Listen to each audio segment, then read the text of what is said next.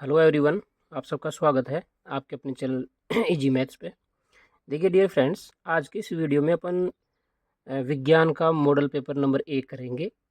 जैसा कि आपको पता है, क्लास 8 के अभी एग्ज़ाम से स्टार्ट होने वाले हैं 20 तारीख से, 20 मार्च से। और मैंने आपको एक वीडियो के अंदर मैथ्स का भी एक मॉडल पेपर करवाया था। आप चैनल पे विजिट करें और उसको भी आप आराम से देख सकते हैं। हूबहू पर्सन मिलने की मेरी गारंटी है। बहुत अच्छे पर्सन करवाए हैं उस मॉडल पेपर में, और सेम टू सेम पर्सन वहाँ पे आपको एग्ज़ाम में देखने को मिलेंगे। और इसी प्रकार से आज का इस वीडियो में अपन विज्ञान का मॉडल पेपर नंबर 1 करेंगे। इसके बाद में मैं आपको मैथ्स का दूसरा मॉडल पेपर और करवाऊंगा एक, और इसी प्रकार से अपन विज्ञान का भी एक और मॉडल पेपर करेंगे। इस प्रकार से मैथ्स और साइंस के दो दो मॉडल पेपर मैं आपको इस चैनल पर करवाऊँगा। आप दोनों को देख के जाइए एग्ज़ाम से पहले, आपको सभी प्रश्न इन चारों पेपर से मिल जाएंगे। ये मैं हमें पूरी आशा है। ठीक है, तो आज के इस वीडियो में विज्ञान का प्रश्न पत्र करेंगे। आपको पता है 2.5 घंटे का आपको समय मिलता है वहाँ पर, और 25 प्रश्न आपको देखने को मिलेंगे पेपर में। 80 नंबर के आपके प्रश्न होते हैं, और इस प्रकार से आप देख सकते हैं यहाँ पर सामान्य कुछ निर्देश भी हैं। यहाँ पर देखो, परीक्षार्थी सर्वप्रथम अपने प्रश्न पत्र पर नामांकन लिखें। आप सबको पता है अपने रोल नंबर आपको वहाँ जाकर लिखने होते हैं सबसे पहले पेपर पर, और उसके बाद में सभी प्रश्न को आपको करने हैं। प्रश्न कोई भी छोड़ना नहीं है, और सभी प्रश्नों के जो अंक होते हैं, नंबर, उनके सामने क्या होते हैं, अंकित होते हैं। ये आपको सबको पता होना चाहिए। तो चलो स्टार्ट करते हैं अपन। प्रश्न नंबर 1, आपको पता है यहाँ पर कुछ 8-10 आपके एबेसैडे वाले प्रश्न आते हैं। इनको आपको बिल्कुल भी नहीं छोड़ना है, बिल्कुल ध्यान से पेपर को पढ़ना है, और बिल्कुल घबराना नहीं है आपको पेपर को देखकर, क्योंकि पेपर बहुत ईजी आएगा। ऐसा कुछ भी नहीं है कि पेपर बहुत हार्ड आता है। मैथ साइंस का बहुत सरल पेपर आएगा। आप आहिस्ता आहिस्ता धैर्य रख के करें। तो देखो, पहला प्रश्न आपको इस मॉडल पेपर में दिया हुआ है, निम्न में से रबी की फसल है। देखो, चैप्टर नंबर 1 से ये प्रश्न लिया गया है। तो यहाँ पर रबी की फसल कौन सी हो जाएगी भाई? मक्का, ये तो खरीफ की फसल है। धान मतलब चावल, ये भी खरीफ की फसल है। चना, ये चना जो है ये आपकी कौन सी फसल है भाई? रबी की फसल है। चना, जौ, सरसों, है ना, सौंफ, जीरा, ये मेथी, इसके बाद में राई वगैरह, ये सारी रबी की फसलें होते हैं। सोयाबीन भी आपकी खरीफ में की फसल ही है, क्योंकि ये भी बरसात के दिनों में बोई जाती है, गर्मियों में बोई जाती है, तीनों फसलें। ठीक है, नेक्स्ट यहाँ पर देखिए, भारत का प्रथम अंतरिक्ष वन क्षेत्र कौन सा है? तो सतपुड़ा राष्ट्रीय उद्यान भारत का पहला आरक्षित वन क्षेत्र है। ये आपको ध्यान रखना है। नेक्स्ट यहाँ पर प्रश्न आता है आपका फ्रेंड्स, खरपतवारनाशी का उदाहरण कौन सा है? खरपतवारनाशी, इसमें से ये हो जाएगा ऑप्शन नंबर बी, 2,4-D को हम खरपतवारनाशी कहते हैं। आपके चैप्टर के अंदर भी दिया हुआ है। नेक्स्ट प्रश्न आता है, अक्षय प्राकृतिक संसाधन का उदाहरण बताइए। देखो, अक्षय का मतलब होता है जिसका क्षय नहीं हो, यानी कि जिसको अपन नष्ट नहीं कर सकते। तो देखो, वायु, वन, कोयला, प्राकृतिक गैस। देखो, प्राकृतिक गैस भी धीरे धीरे कम हो जाती है, कोयला भी धीरे धीरे खत्म होने लगता है, और वन भी धीरे धीरे क्या हो जाते हैं, खत्म हो जाते हैं। लेकिन वायु कभी भी खत्म होती है क्या? नहीं। इसलिए ये अक्षय प्राकृतिक संसाधन होता है। वायु, जल, प्रकाश, ये सारे क्या है आपके अक्षय प्राकृतिक संसाधन है। नेक्स्ट यहाँ पर 5 नंबर का प्रश्न आता है आपका कि कार्बन का लगभग शुद्ध रूप कौन सा है? तो कार्बन का लगभग शुद्ध रूप होता है कोक। ठीक है, रेशम से रगड़ने पर कांच की छड़ द्वारा अर्जित आवेश क्या कहलाता है? देखो, जब आप किसी कांच की छड़ को रेशम से रगड़ते हैं तो उस छड़ पर धन आवेश आ जाता है। ये आपको ध्यान रखना है। जबकि रेशम पर क्या आ जाएगा? ऋण आवेश। ठीक है, कांच की छड़ पर कौन सा आवेश आएगा भाई? धन आवेश आएगा, पॉजिटिव चार्ज आ जाएगा। ये आपको बिल्कुल अच्छे से ध्यान में रखना है। नेक्स्ट यहाँ पर सवाल देखते हैं अपन। 7वां जो सवाल है आपका फ्रेंड्स, वो है मानव नेत्र की पुतली का साइज। जो मानव नेत्र की पुतली होती है, इसका जो साइज होता है ना, उसका आकार, ये किसके द्वारा नियंत्रित किया जाता है? यानी कि अपनी आँख की पुतली छोटी बड़ी होती है ना, तो ये छोटी बड़ी कौन करता है इसको? तो ये करते हैं परितारिका। परितारिका का दूसरा नाम आपको पता होना चाहिए, इसको आइरिस भी कहते हैं। क्या कहते हैं इसको? आइरिस। प्रकाश के अपने रंगों में विभाजित होने की घटना को क्या कहते हैं? आपको पता है, जब किसी प्रकाश की श्वेत किरण को जब अपन कोई प्रिज्म से गुजारते हैं ना, तो अपने 7 रंगों में विभक्त हो जाती है। और इन 7 रंगों को आप किस प्रकार से याद रखेंगे? VIBGYOR।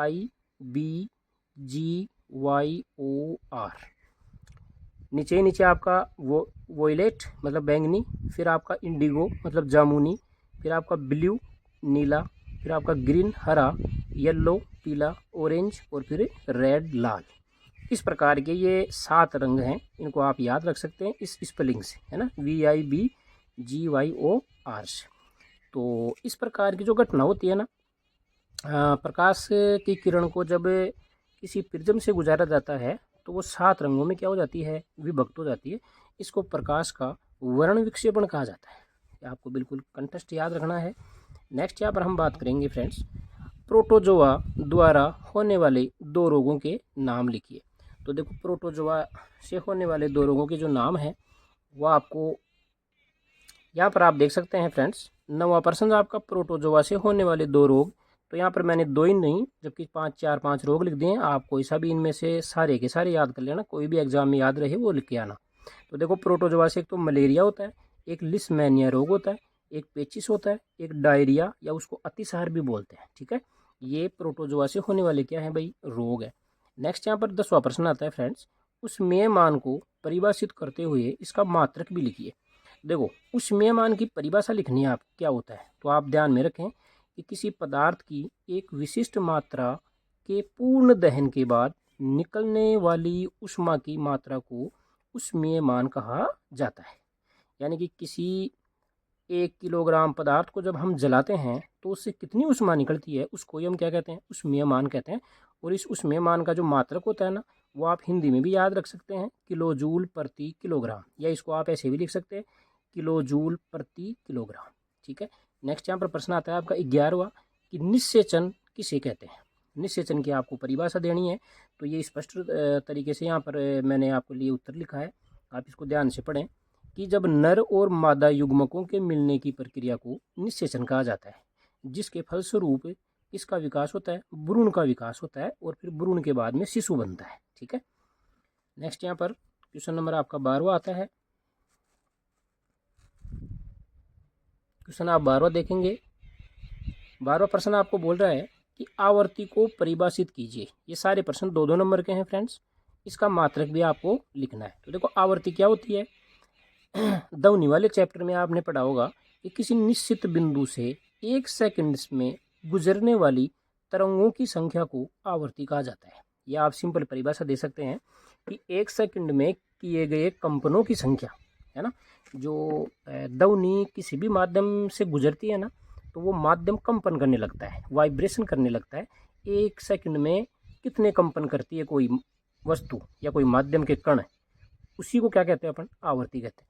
आवर्ती का जो मात्रक होता है वो क्या होता है आपका, हर्ट्ज होता है, हर्ट्ज। ठीक है।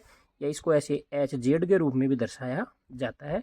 आप स्क्रीनशॉट लेकर कॉपी के अंदर इन आंसरों को लिख सकते हैं आराम से। ठीक है। तो नेक्स्ट यहाँ पर हम पढ़ेंगे अब हम 4 नंबर वाले प्रश्न देखते हैं। और उसमें आपका 13वां प्रश्न आता है फ्रेंड्स, कि निम्न को आपको क्या करना है भाई, सुमेलित करना है, मिलाना है। ठीक है ना।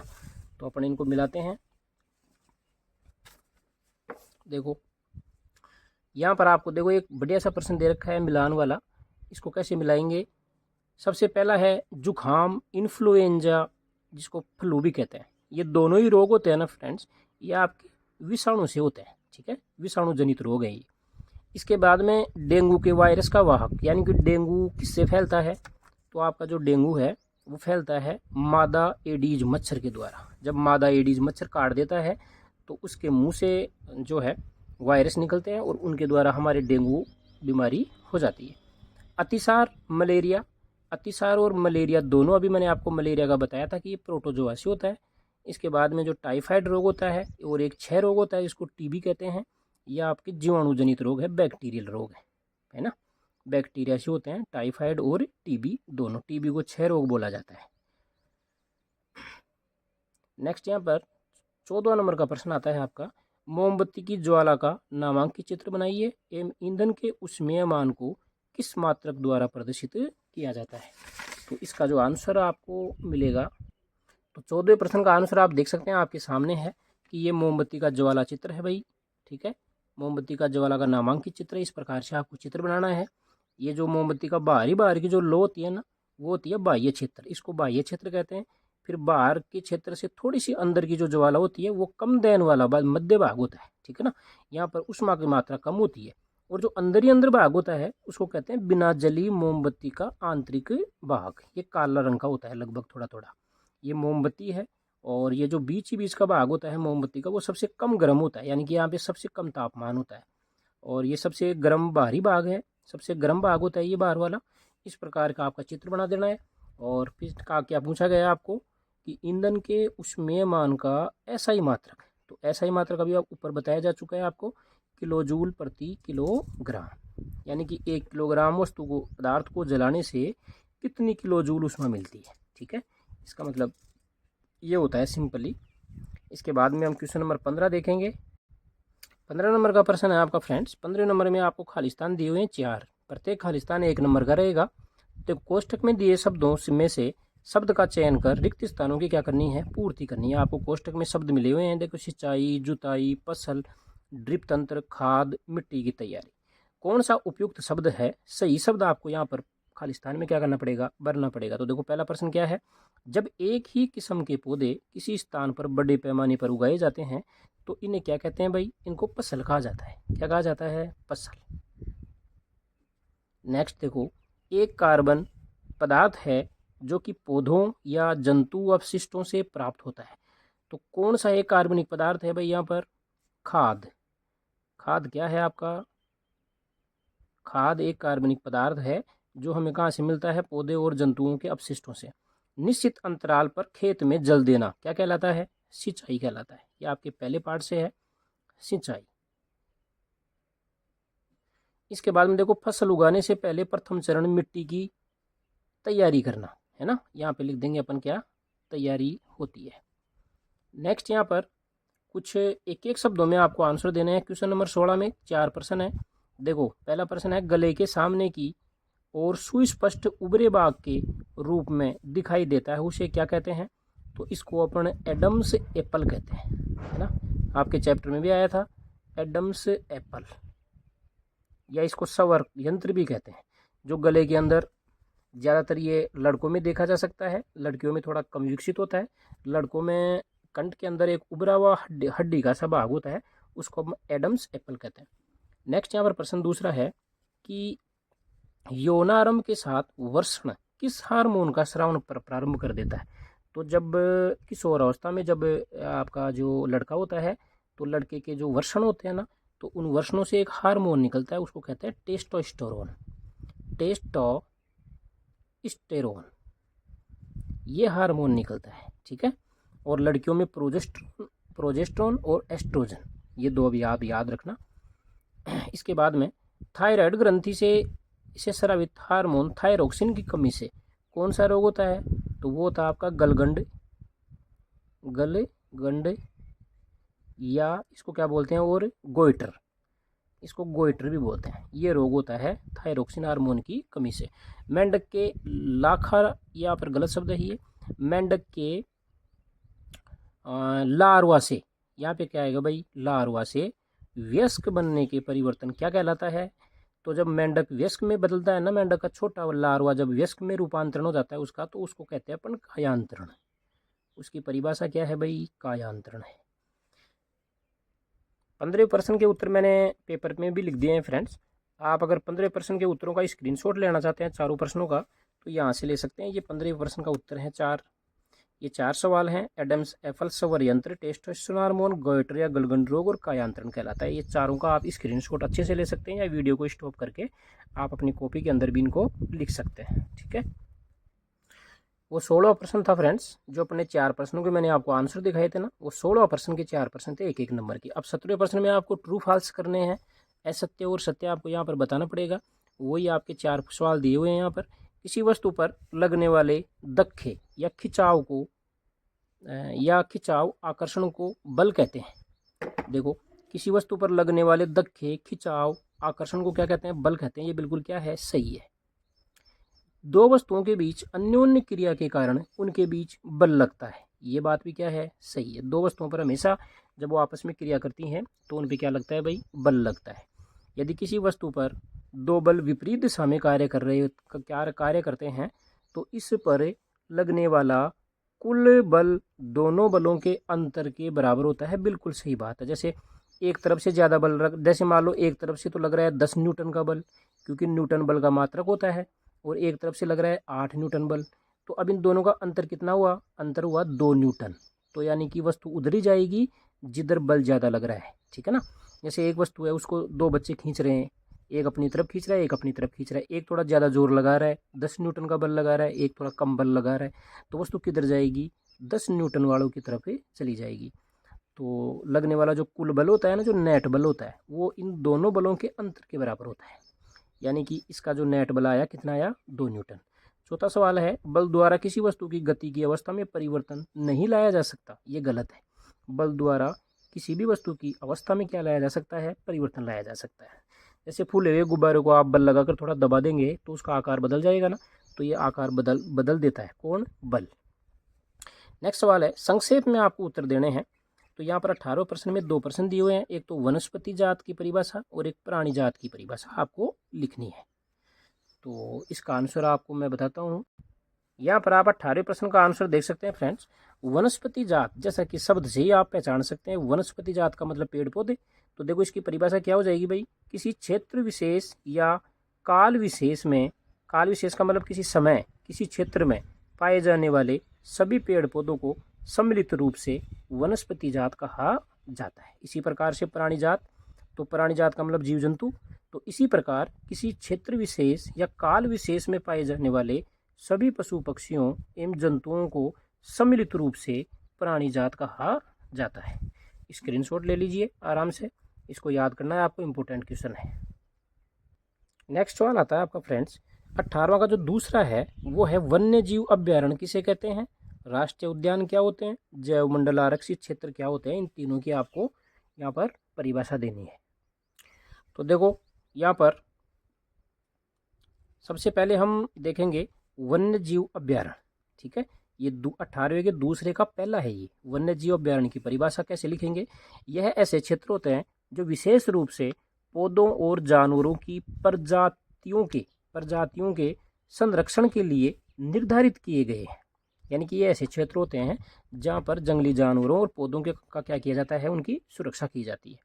राष्ट्रीय उद्यान की परिभाषा, तो देखो सरकार द्वारा संरक्षित किया गया क्षेत्र जहां वन्य जीवों और वनस्पतियों की रक्षा की जाती है, ये सरकार द्वारा संरक्षित होते हैं।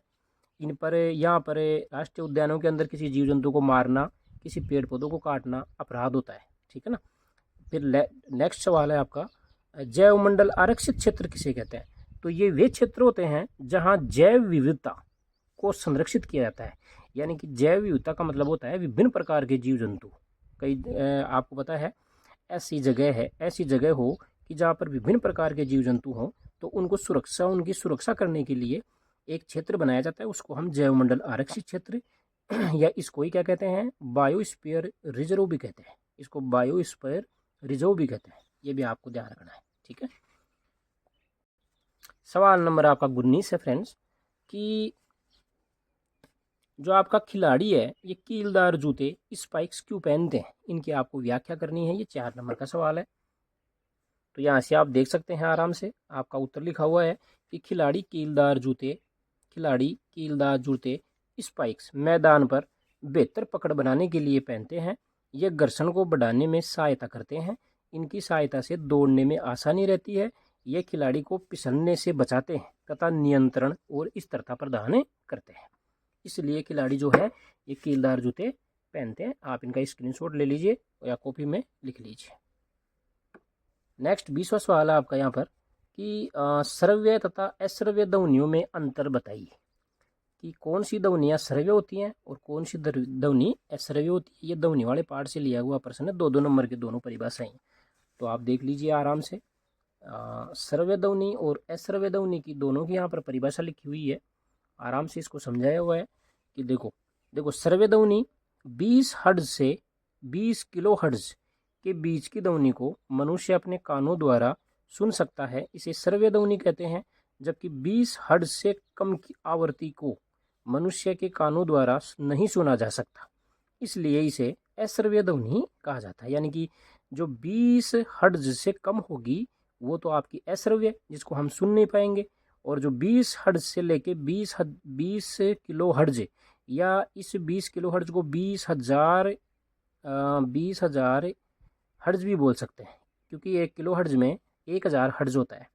यानी कि 20 हर्ट्ज से लेके 20,000 हर्ट्ज के बीच की ध्वनि को श्रव्य ध्वनि कहते हैं, जबकि 20 हर्ट्ज से कम की ध्वनि को अश्रव्य ध्वनि कहा जाता है। ठीक है, याद रखना इसको। नेक्स्ट सवाल है आपका 21वां।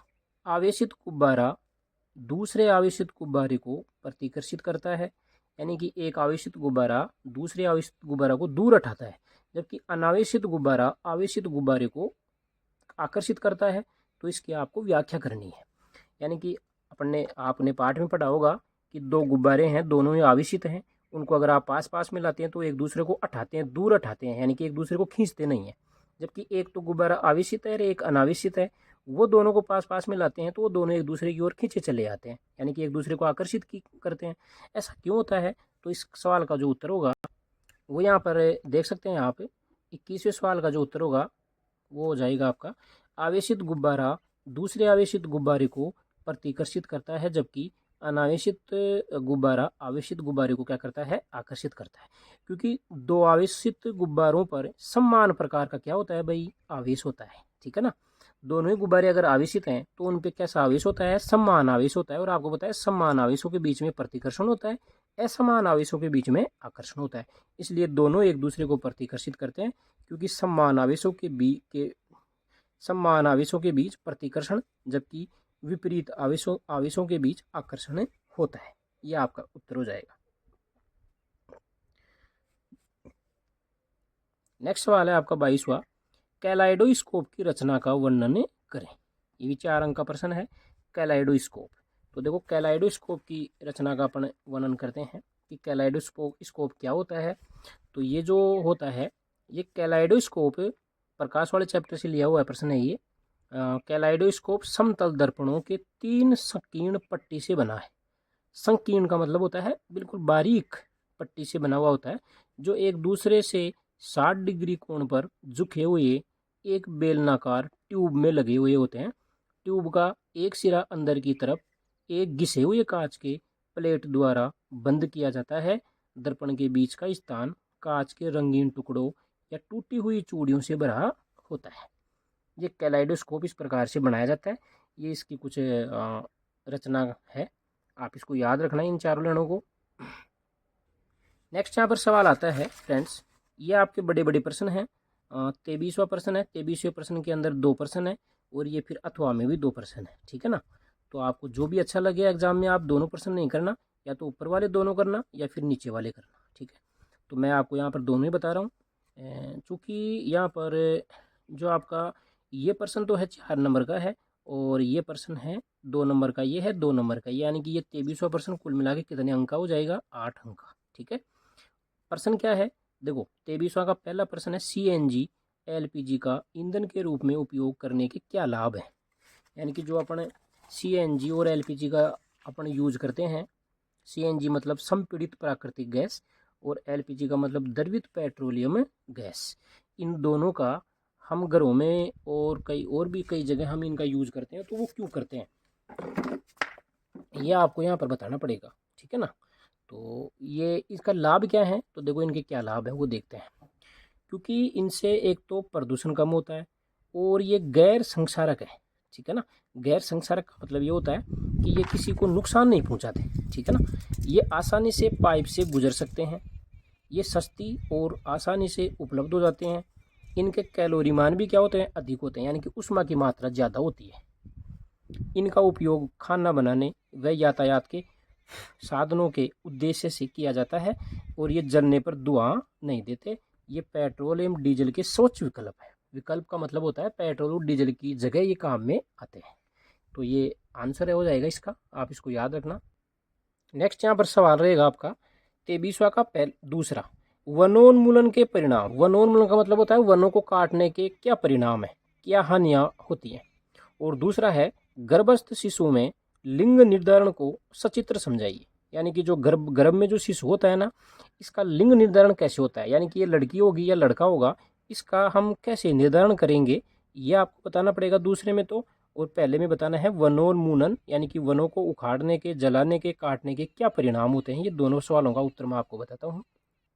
तो पहले अपन पढ़ लेते हैं वनोन्मूलन के दुष्प्रभाव, यानी कि वनों को काटने के क्या दुष्प्रभाव हैं। वनोन्मूलन के घातक परिणाम होते हैं, जैसे जलवायु परिवर्तन हो जाता है, मृदा का अपरदन भी होता है, मरुस्थलीकरण बढ़ता है, बाढ़ आना, कम फसलें और ग्रीन हाउस गैसों में वृद्धि होती है। वनोन्मूलन के परिणाम स्वरूप वनस्पतियों और जीवों की एक विस्तृत श्रृंखला के लिए आवास का नुकसान होता है। यानी कि अगर हम जंगलों को, वनों को काट देंगे, जला देंगे, तो वहाँ पर रहने वाले जो जीव जंतु हैं उनके जो घर क्या हो जाएंगे, उजड़ जाएंगे, उनके घरों का नुकसान हो जाएगा, है ना, आवास खत्म हो जाएंगे। इसके कारण आवास विनाश के कारण जैव विविधता का नुकसान भी होता है। यानी कि जैव विविधता का मतलब विभिन्न प्रकार के जीव जंतु जो जंगलों में निवास करते हैं उनकी संख्या में क्या आएगी, कमी आएगी अगर हम वनोन्मूलन करेंगे तो, ठीक है ना। नेक्स्ट यहाँ पर दूसरा प्रश्न, जैसा कि मैंने आपको बताया था कि गर्भस्थ शिशु में जो लिंग का निर्धारण होता है कि लड़की होगी या लड़का, उसका निर्धारण करने का जो यहाँ पर मैंने बताया आपको ये उत्तर, ये बिल्कुल इम्पोर्टेंट प्रश्न है, इसको याद रखिए। देखो, सभी मनुष्यों की कोशिकाओं के केंद्रक में 23 जोड़े गुणसूत्र पाए जाते हैं। आपको पता है मनुष्य की एक कोशिका के केंद्रक में 46 गुणसूत्र पाए जाते हैं, या उनको हम 23 जोड़ी गुणसूत्र भी बोल सकते हैं। इनमें से 2 गुणसूत्र यानी कि एक जोड़ी लिंग गुणसूत्र कहलाता है ना। इनको हम बाकी के जो देखो 23 में से 2 गुणसूत्र निकाल दिए, एक जोड़ी निकाल दिया तो 22 जोड़ी बचा। 22 जोड़ी का मतलब 44 गुणसूत्र बचे। इनको हम ऑटोसोम्स कहते हैं। क्या कहते हैं इनको? ऑटोसोम्स। ये लिंग निर्धारण में काम में नहीं आते, कि निश्चेचन होता है ना, वहाँ पर ये काम में नहीं आते। ये 44 सिर्फ ये दो गुणसूत्र काम में आते हैं। इनको हम एक्स और वाई कहा जाता है।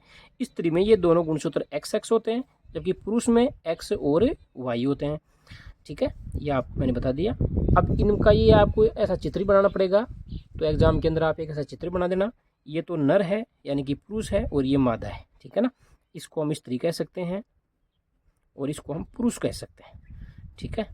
यानी कि पुरुष में तो एक्स और वाई गुणसूत्र होता है, और मादा में यानी कि स्त्री में एक्स और एक्स, दोनों ही एक्स एक्स होते हैं स्त्री में, लेकिन पुरुष में एक्स वाई होता है। देखो, जब इस एक्स को आप इस एक्स से क्रिया करवाओगे तो एक्स एक्स बनेगा, इस वाई को जब इस एक्स से क्रिया कराओगे तो एक्स वाई बनेगा। इसी प्रकार से इस एक्स को इस एक्स से कराएंगे तो फिर से एक्स एक्स बनेगा, और फिर इस वाई को इस एक्स से कराएंगे तो एक्स वाई बनेगा।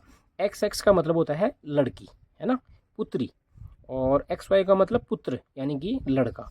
एस एक्स का मतलब लड़की पुत्री, और एक्स वाई का मतलब पुत्र यानी कि लड़का। यानी कि देखो, दो तो क्या है इसमें, पुत्री, और दो ही क्या है, लड़की। मतलब आधी आधी संभावना है, यानी कि 50% पुत्री होने की संभावना है और 50% पुत्र होने की संभावना होती है, ठीक है। यह आपको ढंग से इसका स्क्रीनशॉट ले लेना है, या फिर अपनी कॉपी में आप बना भी सकते हैं चित्र, ठीक है।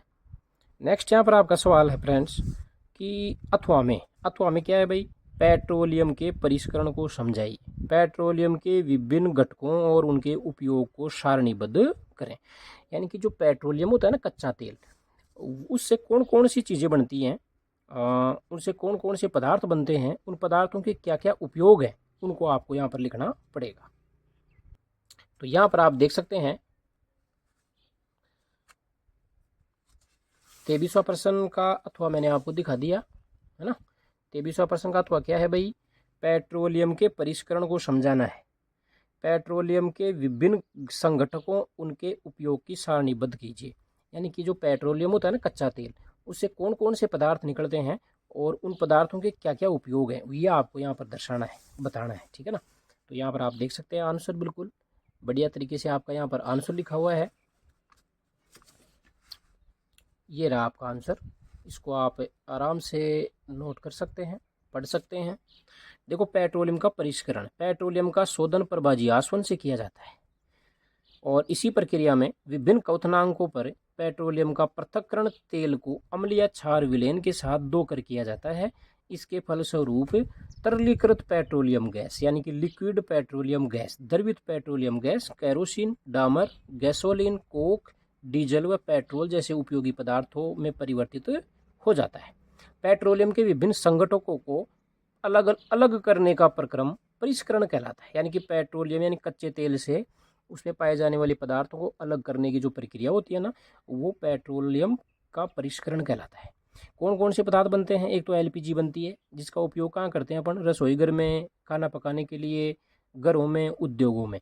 पेट्रोल का यूज आपको पता है मोटर ईंधन, शुष्क ईंधन के विलायक के रूप में। मिट्टी के तेल का उपयोग स्टोव, लैंप और जेट वायुयानों में। नेक्स्ट यहाँ पर स्नेहक तेल। स्नेहक तेल का यूज कहाँ किया जाता है? स्नेहक के रूप में। इसके अलावा यहाँ पर मिट्टी का तेल बता ही दिया आपको मैंने। पैराफिन मोम, पैराफिन जो मोम बनती है उसका यूज मोमबत्ती और वैसलीन बनाने में किया जाता है। जबकि जो बिटुमिन्स बनता है, बिटुमिन, इसका उपयोग पेंट करने में, रंग रोगन करने में और सड़क निर्माण में इसका यूज किया जाता है। ठीक है, बिटुमिन्स को हम डामरी भी कह सकते हैं, जो अपने सड़क बनाते हैं ना, डामरी, वो डामरी है ये। इस प्रकार से आपको इन पदार्थों के उपयोग लिखना है और इसकी परिभाषा देनी है। ठीक है, नेक्स्ट सवाल है आपका यहाँ पर कि जो अथवा का ए तो मैंने आपको बता दिया, अथवा का ब पढ़ते हैं। भारतीय विशाल गिलहरी का नाम लिखिए और बाघ परियोजना का क्या उद्देश्य है ये भी लिखिए। तो देखो, भारत में पाई जाने वाली बहुत बड़ी गिलहरी पाई जाती है, उसका आपको नाम लिखना है। और जो बाघ परियोजना होती है ना, ये क्या है, ये क्यों बनाई जाती है बाघ परियोजना, इसका आपको यहाँ पर उत्तर लिखना है। ये अथवा का दूसरा है। ठीक है ना, आपको यहाँ पर या तो ये दोनों कर लेने हैं या फिर ये दोनों करने हैं, चारों नहीं करने हैं आपको। ठीक है, तो इसका उत्तर पढ़ते हैं अपन। तो देखो, भारतीय विशाल गिलहरी का नाम रथुपा, रथुपा इंडिका, ये आपके पाठ में भी है। भारत में जो विशाल गिलहरी पाई जाती है उसका नाम क्या है भाई? रथुपा इंडिका। अब देखो, दूसरा सवाल क्या था? बाघ परियोजना का उद्देश्य। तो देखो, बाघ परियोजना को हम प्रोजेक्ट टाइगर भी कहते हैं, प्रोजेक्ट टाइगर। तो देखो, बाघ परियोजना या प्रोजेक्ट टाइगर अप्रैल 1973 में शुरू किया गया था। इसका उद्देश्य क्या है? वैज्ञानिक, आर्थिक, सौंदर्य, सांस्कृतिक और पारिस्थितिक मूल्यों के लिए भारत में बाघों की आबादी को बनाए रखना सुनिश्चित करना और लोगों के लाभ, शिक्षा और आनंद के लिए राष्ट्रीय धरोहर के रूप में जैविक महत्व के क्षेत्रों को हमेशा के लिए संरक्षित करना होता है। यानी कि बाघ परियोजना का उद्देश्य क्या होता है? सीधा सीधा बाघों का संरक्षण करना, जो टाइगर होते हैं ना, उनको बचा के रखना, ये इसका क्या होता है? मेन उद्देश्य होता है। नेक्स्ट सवाल है यहाँ पर, देखिए आप, नेक्स्ट सवाल आपका देखो, विश्व के अथवा के दूसरा, अथवा का दूसरा है ऋतुस्राव क्या है? मनुष्य के शरीर में अंतःस्रावी ग्रंथियों को प्रदर्शित करते हुए नामांकित चित्र बनाइए। पहले तो आपको ऋतुस्राव की परिभाषा लिखनी है, जो आपका मासिक धर्म होता है, रजोधर्म, और इसके बाद में फिर आपको अंतःस्रावी ग्रंथियों वाला एक चित्र भी बनाना है, जिसके अंदर अपने शरीर में पाई जाने वाली सभी अंतःस्रावी ग्रंथियां लिखी हुई होनी चाहिए। तो देखो फ्रेंड्स, यहाँ पर आपका ऋतुस्राव की परिभाषा लिखी है मैंने कि निषेचन न होने पर, अब निषेचन किस में नहीं होगा भाई? निषेचन होगा अंडाणु और शुक्राणु के अंदर। अंडाणु और शुक्राणु के अंदर निषेचन नहीं होने पर ये धीरे धीरे टूटने लगती है। क्या टूटने लगती है? गर्भाशय की दीवार, यहाँ पर लिखा हुआ है गर्भाशय की दीवार। ठीक है, गर्भाशय की दीवार धीरे धीरे क्या होने लगती है? टूटने लगती है। कब? जब निषेचन नहीं होता है। और ये रुधिर और म्यूकस, म्यूकस एक पदार्थ होता है गाढ़ा जेली जैसा, तो खून और यानी कि रक्त और म्यूकस के रूप में योनि मार्ग से बाहर निकलती है। इस प्रक्रिया को रजोधर्म या ऋतुस्राव कहा जाता है। और उसके बाद में आपको अंतःस्रावी ग्रंथियों का नामांकित चित्र पूछा था, तो ये आपको ऐसा चित्र बनाना है। देखो, मस्तिष्क के अंदर पीयूष ग्रंथि होती है, सबसे छोटी ग्रंथि होती है मानव शरीर की, और ये इसको हम मास्टर ग्रंथि भी कहते हैं। ये सभी ग्रंथियों पर अपना काम करती है, ये कहती है वैसे ही सभी ग्रंथियां काम करती हैं। इसके बाद में माथे में ही, अपने सिर में ही एक ग्रंथि होती है जिसका नाम होता है पीनियल ग्रंथि। गले में 2 ग्रंथियां होती हैं, थायराइड और पैराथायराइड भी होती है। जबकि यहाँ पर छाती के अंदर, ये अपना वक्ष है, छाती है, यहाँ पर एक थाइमस ग्रंथि भी होती है। ये बच्चों में ज़्यादा विकसित रहती है, बड़ा जैसे इंसान बड़ा होता है ये धीरे धीरे गायब होने लगती है। यहाँ पर पेट के नीचे अपनी जो गुर्दे होते हैं, जो किडनी होती है, इसके ठीक ऊपर अग्नाशय ग्रंथि पाई जाती है। और ये आपकी एड्रिनल ग्रंथि, किडनी के जस्ट ऊपर मटर के दाने के समान एक ग्रंथि पाई जाती है, जिसको हम एड्रिनल ग्रंथि कहते हैं। और ये करो या मरो हार्मोन भी स्रावित करती है, ये भी आपको ध्यान रखना है। जो अपनी एड्रिनल ग्रंथि होती है ना, ये जो हार्मोन स्रावित करती है, इसका नाम तो होता है एड्रिनलिन हार्मोन, लेकिन उसको हम करो या मरो का हार्मोन भी कहा जाता है। ये जो एड्रिनल ग्रंथि जो करो या मरो हार्मोन छोड़ती है, ये हमारे गुस्से पे कंट्रोल करता है। ठीक है ना, ये आपको ध्यान रखना। जब मनुष्य को जब गुस्सा आता है तो सबसे ज़्यादा हार्मोन कौन सा निकलता है? Adrenaline hormone. जो कौन सी ग्रंथि निकालती है? एड्रिनल। अग्नाशय ग्रंथि अग्नाशय रस निकालती है, ये भोजन के पाचन में काम आता है। थाइमस ग्रंथि थाइमोसिन हार्मोन निकालती है। और थायराइड ग्रंथि कौन सा हार्मोन निकालती है? थायरोक्सिन हार्मोन, जिसकी कमी से गलगंड या गोइटर रोग होता है। इस प्रकार से ये ग्रंथियों के नाम लिख देना आप और ये चित्र बना देना, ठीक है। नेक्स्ट यहाँ पर आपका 24वां प्रश्न आता है फ्रेंड्स, मानव में नर जननांग का नामांकित चित्र बनाइए एवं परखनली शिशु क्या होता है, इस पर आपको क्या लिखनी है? टिप्पणी लिखनी है। बहुत इंपॉर्टेंट प्रश्न है। देखो, मानव में नर जननांग या फिर यहाँ पे मादा जननांग भी आ सकता है, दोनों के चित्र आपको अच्छे से कंठस्थ करने हैं। और परखनली शिशु क्या होता है इसके बारे में आपको यहाँ पर बताना पड़ेगा। तो देखिए, हालांकि मादा जनन तंत्र का प्रश्न नेक्स्ट आने वाला है, लेकिन मैंने चित्र यहीं पे बना दिए हैं दोनों के। ये 24वें प्रश्न के चित्र हैं भाई, मानव नर जनन अंग का नामांकित चित्र, ठीक है। इस प्रकार से आपको अगर पूछा जाए नर जनन अंग का चित्र बनाइए तो ऐसा बनाना है, जबकि आपको पूछा जाए कि मादा जनन अंग का चित्र बनाइए तो आपको इस प्रकार का चित्र बनाना है। ये आपकी बुक में भी मिल जाएंगे बहुत अच्छे से, आप इनकी प्रैक्टिस करना, बनाना सीखना, ठीक है। ये जो भी इसके नाम लिखे हुए हैं, शुक्राणु नलिका, वर्षण कोश, सीसन, सारे ना आपको नाम लिखने हैं। इस चित्र को आप अच्छी तरह से देख लीजिए और स्क्रीनशॉट ले लीजिए और फिर इसको रफ कॉपी के अंदर आप बना सकते हैं, प्रैक्टिस कर सकते हैं, ठीक है। ये आपकी बुक में भी उपलब्ध है, वहाँ से भी आप इसको देख सकते हैं आसानी से, ठीक है। तो अपन नेक्स्ट चलते हैं अब, परखनली शिशु। तो परखनली शिशु क्या होता है ये आप यहाँ पर देखिए।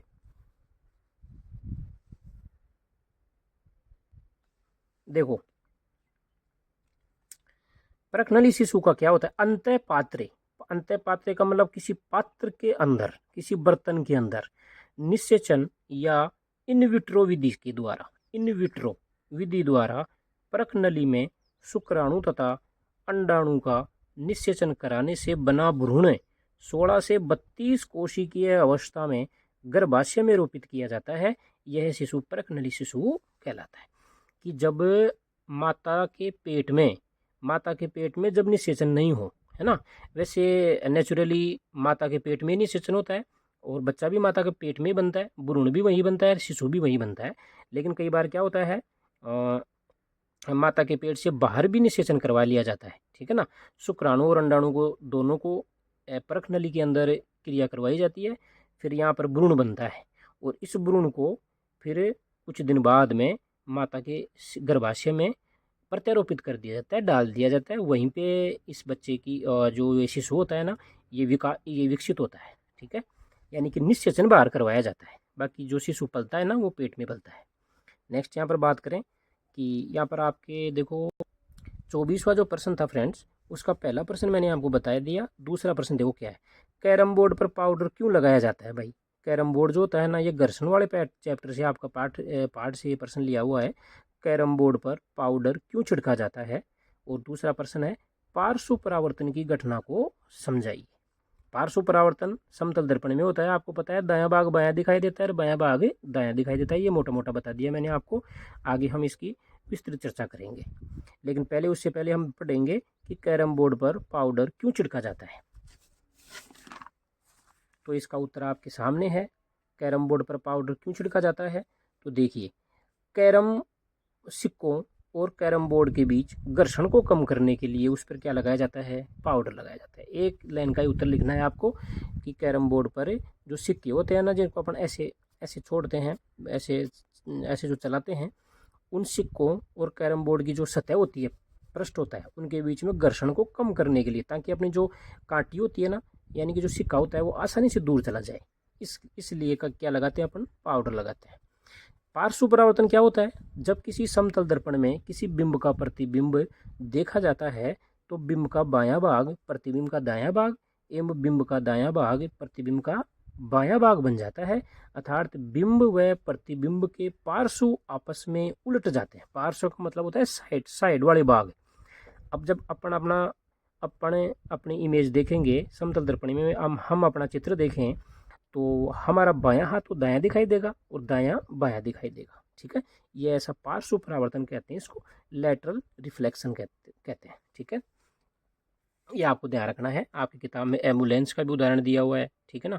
एम्बुलेंस के ऊपर भी उल्टे अक्षरों में लिखा हुआ रहता है, ताकि आगे चलने वाले जो भी मनुष्य होता है, आगे चलने वाला जो भी होता है आदमी, उसको वो सीधा दिखाई दे दर्पण के अंदर, ठीक है ना। तो वो सारे उदाहरण दे रखे हैं आपके एग्जाम उसमें बुक के अंदर, आप वहाँ से भी पढ़ सकते हैं, जबकि आपको इतना कुछ पढ़ने की आवश्यकता नहीं है। जो यहाँ पर आपको बताया जा रहा है ये आपके लिए काफ़ी है। अब हम देखेंगे 24वें का अथवा। 24वें के अथवा में क्या कह रखा है। पहले प्रश्न में तो कहा गया है कि मादा जननं का नामांकित चित्र बनाइए, जो कि मैंने आपको पहले बता दिया, वो आपको चित्र बनाना है। फिर आगे क्या कह रहा है कि अलैंगिक जनन की 2 विधियों का वर्णन करो। हमने जनन वाले पार्ट में लैंगिक जनन, अलैंगिक जनन पढ़ा था। तो लैंगिक जनन की तो कोई विधियाँ नहीं होती हैं, क्योंकि वहाँ पर तो शुक्राणु और अंडाणु आपस में क्रिया करते हैं।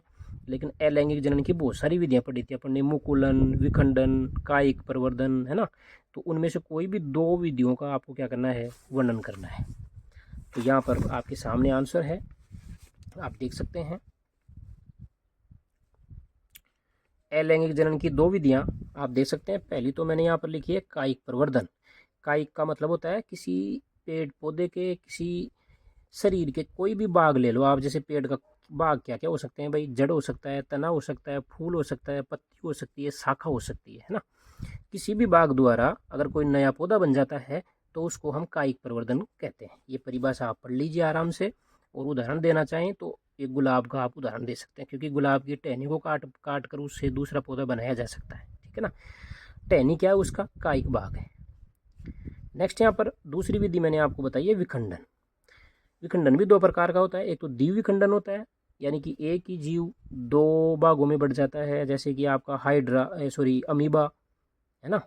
और बहुविखंडन भी होता है, जैसे कि स्पाइरोगायरा,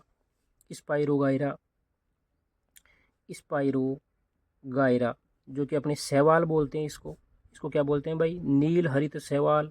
पानी के अंदर हरी हरी घास सी देखी होगी आपने। इसके अंदर तो बहुविखंडन होता है, क्योंकि ये तो बहुत सारे टुकड़ों में टूट जाता है, जबकि अमीबा में द्विविखंडन होता है। परिभाषा है विखंडन की, पूर्ण विकसित जीव जब 2 भागों में विभाजित हो जाता है तो इसे विखंडन कहा जाता है। सामान्यतः ये 2 विधियों द्वारा होता है, एक तो द्विविखंडन और एक बहुविखंडन, जैसे कि अमीबा, स्पाइरोगायरा, शैवाल, है ना। यह आप उदाहरण दे सकते हैं। नेक्स्ट यहाँ पर आता है आपका 24वें का अथवा का दूसरा।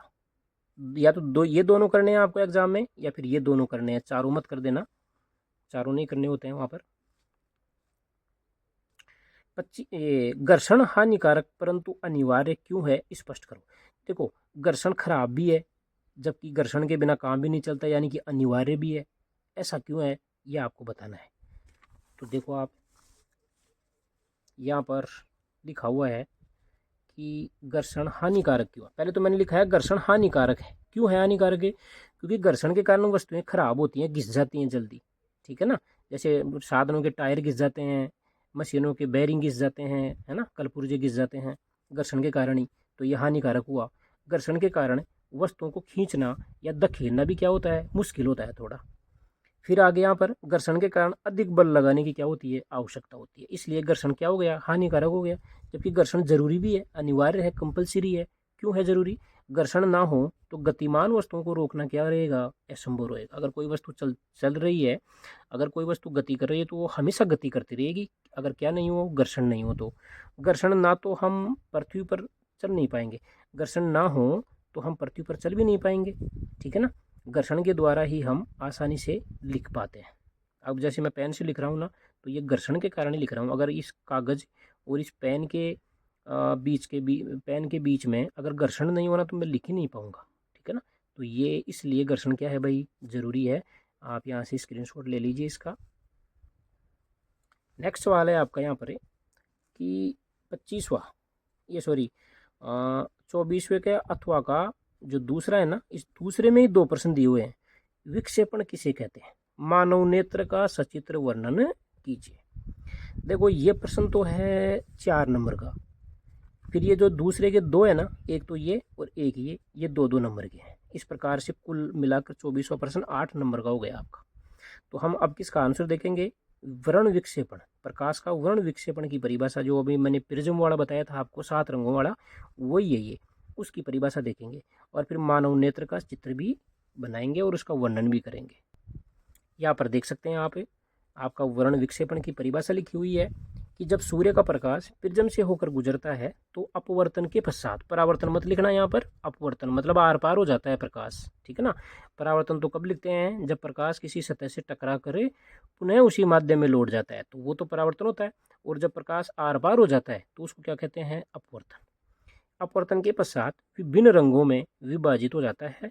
इस घटना को प्रकाश का वर्ण विक्षेपण कहा जाता है। ये तो परिभाषा लिख देनी है। और इस प्रकार का आपको चित्र बनाना है। ये आपका स्पेक्ट्रम है, पर्दा है, ये आने वाली किरण है, आपतित किरण प्रकाश की, ये प्रिज्म है। और इस प्रकार से आपको रंगों के नाम भी लिखना है बिल्कुल क्रम से, VIBGYOR, यानी कि लाल, ऑरेंज, पीला, हरा, नीला, जामुनी और बैंगनी। नीचे नीचे बैंगनी रहेगा, ऊपर ही ऊपर आपका लाल रहेगा। इस प्रकार से ये चित्र आपको बना के आना है ढंग से। यह आपकी किताब में मिल जाएगा, आपको वहाँ से भी आप इसको पढ़ सकते हैं। नेक्स्ट यहाँ पर हमें मानव नेत्र का चित्र भी बनाना था। तो देखो, मानव नेत्र का चित्र आप इस प्रकार से बना सकते हैं। इसको आप देख लीजिए, ये सारे भाग हैं इसके। श्वेत पटल होता है बाहरी बार वाला, फिर इसके अंदर रक्त पटल होता है।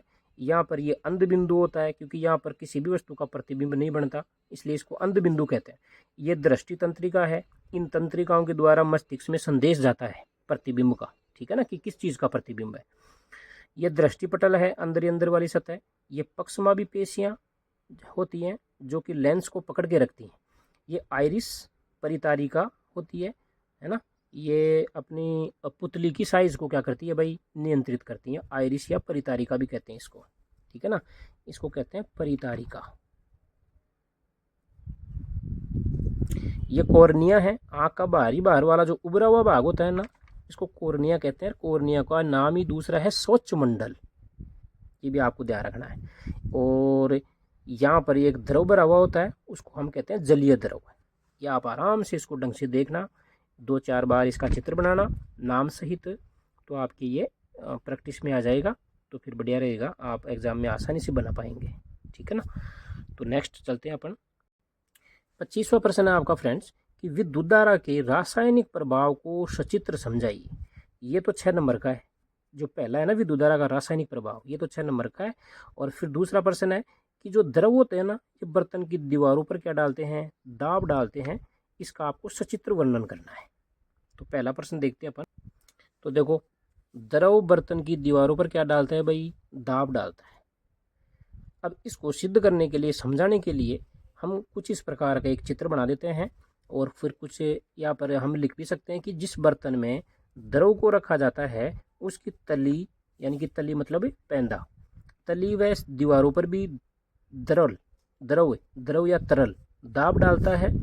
चित्र में दर्शाए अनुसार नल ए, बी व सी में हम देखते हैं कि नल सी से आने वाले पानी का वेग अधिक, फिर इससे कम नल बी व इससे कम वेग नल ए से आने वाले पानी का होता है। यानी कि देखो, ऐसे अगर आप कोई जग पानी का भरकर इसमें 3 छेद कर देंगे ऊपर बराबर दूरी पर, तो सबसे ज़्यादा पानी स्पीड से किस में आएगा, इसमें, क्यों फिर इससे कम है इसमें, फिर इससे कम है इसमें, क्योंकि जैसे जैसे द्रव की गहराई बढ़ती है ना, वैसे वैसे इसका दाब भी बढ़ता है। यानी कि जो द्रव भरा हुआ है ना, इसमें पानी जो भरा हुआ है, कि इन दीवारों पर क्या लगा रहा है, प्रेशर लगा रहा है, दाब लगा रहा है, ठीक है ना। इस प्रकार का कुछ चित्र बना सकते हैं और ऐसे आप लिख सकते हैं। नेक्स्ट यहाँ पर पढ़ेंगे फ्रेंड्स अपन कि विद्युत धारा का जो रासायनिक प्रभाव होता है ये क्या होता है। तो देखिए, विद्युत धारा का रासायनिक प्रभाव क्या होता है। जब किसी विद्युत धारा किसी चालक विलयन से होकर गुजरती है। चालक विलयन का मतलब है ऐसा विलयन जिसमें विद्युत धारा आसानी से प्रवाहित हो सकती है। यह एक रासायनिक प्रतिक्रिया उत्पन्न करती है। इसके परिणाम स्वरूप इलेक्ट्रोडों पर गैस के बुलबुले बनते हैं तथा धातु जमा हो जाती है, तथा विलयन के रंग में भी परिवर्तन हो सकता है। जब आप किसी बर्तन में कॉपर सल्फेट जैसा विलयन भरेंगे और उसमें जैसे तांबे की यहाँ पर हमने 2 प्लेट लगा दी, और ये आपकी बैटरी है, ये आपका संयोजक तार है, इन तार से इस बैटरी को जोड़ दिया, ठीक है ना। जैसे ही आप इसके अंदर, जैसे ही बिजली प्रवाहित होगी तो क्या होगा भाई, यहाँ पर प्लेटों के ऊपर बुलबुले निकलेंगे गैस के, ठीक है ना। गैस के बुलबुले क्यों निकलते हैं, क्योंकि हाइड्रोजन और ऑक्सीजन अलग अलग टूट जाती है, पानी में से निकलती है, हाइड्रोजन और ऑक्सीजन अलग अलग हो जाती है, और एक धातु की क्या चढ़ जाती है, प्लेट, वो क्या बोलते हैं उसको, परत चढ़ जाती है, ठीक है ना। एक प्लेट से धातु बाहर आएगी और इसके ऊपर चढ़ जाएगी, ठीक है ना, इसके ऊपर चढ़ जाएगी। अब ये तो धीरे धीरे प्लेट कम हो जाएगी, ठीक है ना, ये धीरे धीरे क्या हो जाएगी भाई, प्लेट है ये पूरी, इसका पूरी प्लेट नष्ट हो जाएगी ये धीरे धीरे, क्योंकि यहाँ से तांबा निकला है और इस प्लेट के ऊपर चढ़ जाएगा। यहाँ से तांबे के कण निकलेंगे और इस प्लेट पे चढ़ जाएंगे। तो इस धातु के जो ये आपका विद्युत का जो रासायनिक प्रभाव होता है ना, इसका प्रयोग हम विद्युत लेपन में भी करते हैं।